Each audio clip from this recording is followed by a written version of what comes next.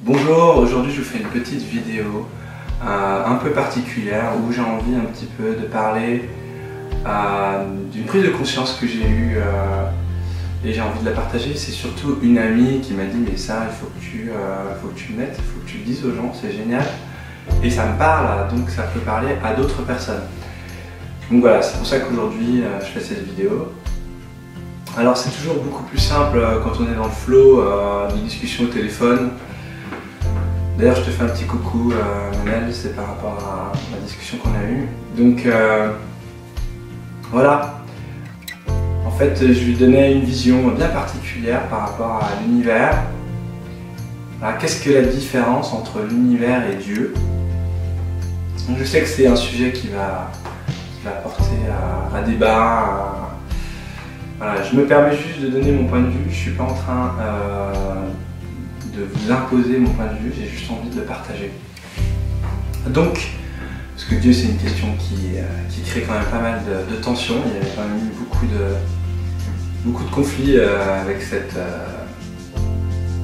idée de Dieu. Donc là aujourd'hui, personnellement moi j'ai la foi, j'ai une grande foi en Dieu.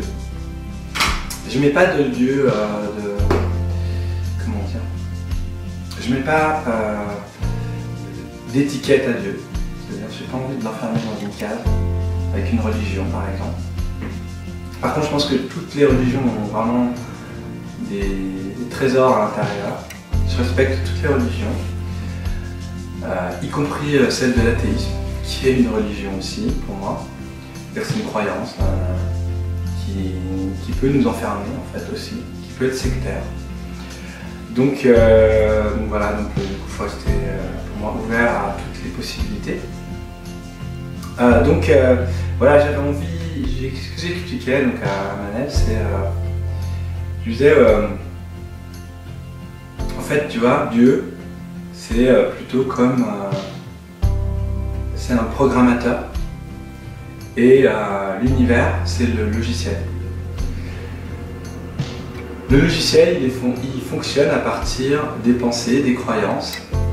Chaque fois que l'on croit quelque chose, ça ouvre une porte dans la réalité, dans le logiciel, qui va se matérialiser pour le plus tard. C'est-à-dire que si je crois que je suis malchanceux, c'est ce qui va se passer. Si je crois que j'ai de la chance, c'est ce qui va se passer aussi. Si je crois que je suis perdu, c'est ce qui va se passer. Si je crois que c'est génial pour moi, c'est ce qui va se passer.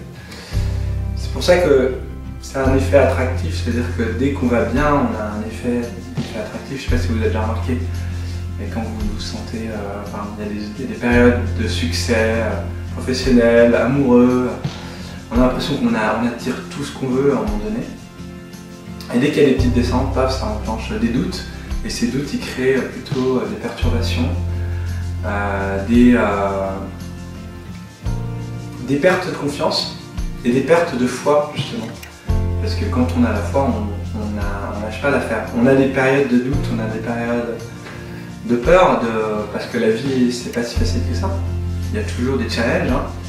Mais quand on a la foi, ce challenge, on peut vite passer à autre chose parce qu'on sait qu'on est accompagné derrière.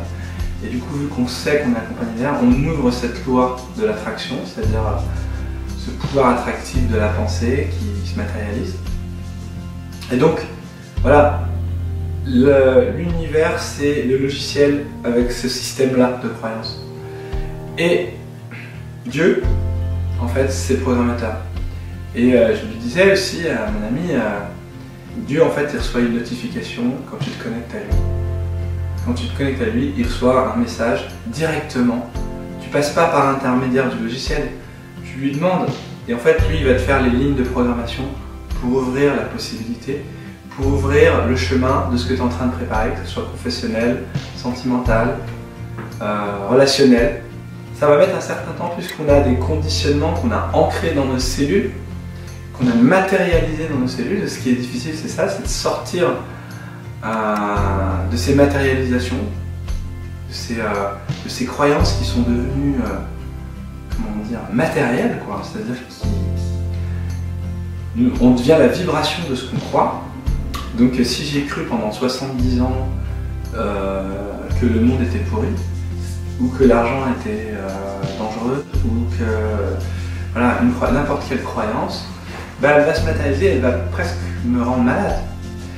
Parce que j'ai figé les choses dans mes croyances, alors que finalement, la croyance, elle peut être très évolutive, et finalement on se rend compte que souvent on change de croyance avec le temps, et c'est ces croyances qui nous permettent d'ouvrir de nouvelles portes, de nouvelles possibilités, et donc d'avoir des nouveaux résultats en fonction de nos croyances. C'est pour ça que finalement, la propagande d'aujourd'hui, parce qu'il y en a une, hein, pour ceux qui... Je suis désolé, moi je pense vraiment qu'il y a quelque chose qui nous contraint, qui nous conditionne.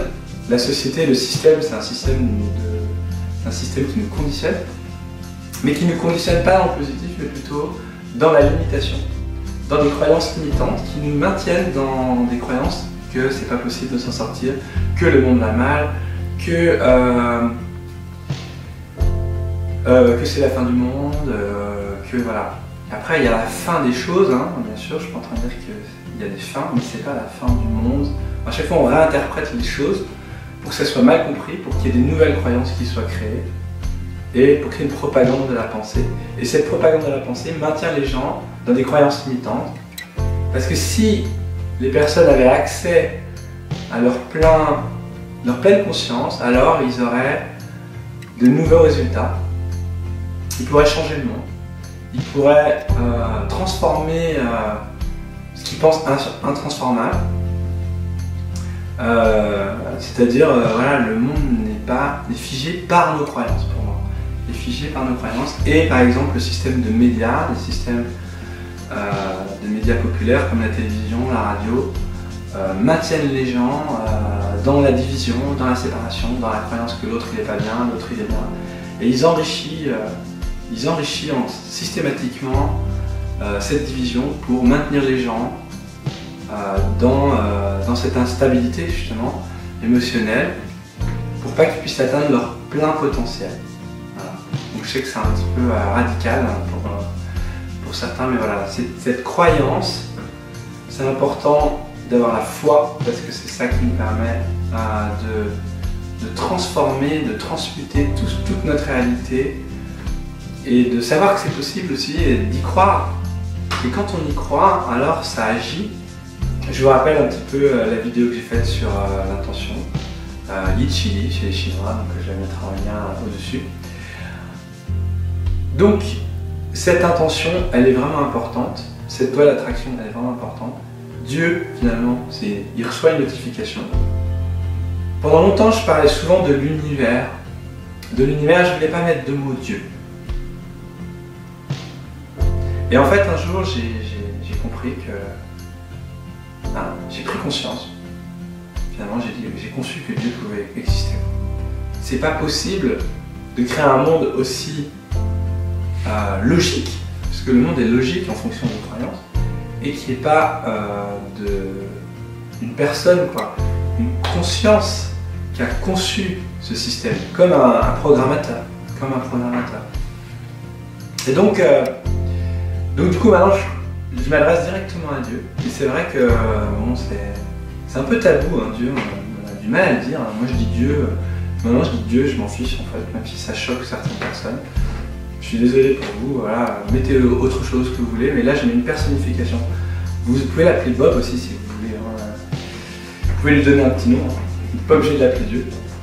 Parce que pour moi, c'est quelqu'un juste qui a un grand cœur, qui a eu une grande intelligence, et qui a créé un système qui est juste incroyable, qui nous a proposé des aventures à l'intérieur, des aventures de vie, de réincarnation, pour pouvoir faire des expériences, pour pouvoir la donner. On est un peu comme une page vierge en fait. On est un peu comme une page vierge et on vient pour prendre de la donnée, pour vivre ce que c'est. Qu'est-ce que c'est que l'amour? Qu'est-ce que c'est que la haine? Qu'est-ce que c'est que la trahison? Qu'est-ce que c'est que l'injustice? Qu'est-ce que c'est que la souffrance? Qu'est-ce que c'est que la joie? Qu'est-ce que c'est que le partage, la solitude? Souvent on vient surtout partager des choses difficiles en fait. Parce que pour moi, de l'autre côté, c'est-à-dire quand on arrête le logiciel, quand on est du côté de Dieu, quand on est sorti du programme, alors en fait c'est simple, c'est beaucoup plus simple et beaucoup plus parfait. Ça j'en sais rien, hein, mais c'est un petit peu l'idée que j'en ai. Et en fait, on va dire que c'est un monde harmonisé par une bienveillance permanente. Et donc, du coup, on ne sait pas ce que c'est que la souffrance. On dit, mais moi, je veux aller voir ce que c'est que la souffrance. Je ne sais pas ce que c'est. Et on s'aventure dans nos vies. Et souvent, on se perd un peu dans nos vies. On oublie qu'on était une âme éternelle et qu'on a perdu contact, en fait, avec Dieu, justement. Et l'objectif de ce jeu, c'est de retrouver la connexion. Pour la reconnexion, bien sûr, il s'agit juste de méditer, de travailler sur son corps et son esprit, de prendre conscience, de philosopher, d'agir, d'être dans l'action. Et à un moment donné, si on est bien connecté, si on est bien équilibré, alors quand l'équilibre, quand le yin-yang se met en harmonie, alors on se retrouve dans l'infiniment petit, l'infiniment grand, et on reprend contact avec le divin, avec la partie divine qui est en nous, avec le programmateur qui nous permet d'ouvrir les portes de notre réalité. Voilà, j'espère que cette vidéo vous a choqué. Voilà, aujourd'hui j'ai envie un petit peu d'ouvrir les portes vers des réflexions un peu plus personnelles, qui vont certainement diviser, hein, mais je suis obligé de prendre position aussi un petit peu. J'ai envie de prendre position aujourd'hui. Et donc, parce que j'ai quelque chose, j'ai envie de partager ça. J'ai envie de pouvoir le partager et voilà, de pouvoir communiquer avec ça, parce que pour moi c'est quelque chose de très positif. Puisqu'à partir du moment où on a compris déjà que de croire mauvais, ça avait des conséquences négatives sur nous, ça nous incite à bien penser, de penser qu'il y a quelque chose, ça nous permet d'avoir un peu plus dans l'humilité, de penser que la vie éternelle, ça nous permet de dire ok d'accord, il y a des résultats, il y a des retours, il y a des conséquences sur nos actes, donc ça nous permet aussi de faire un petit peu attention à ce qu'on fait, sans être dans la peur, puisque la peur engendre la peur.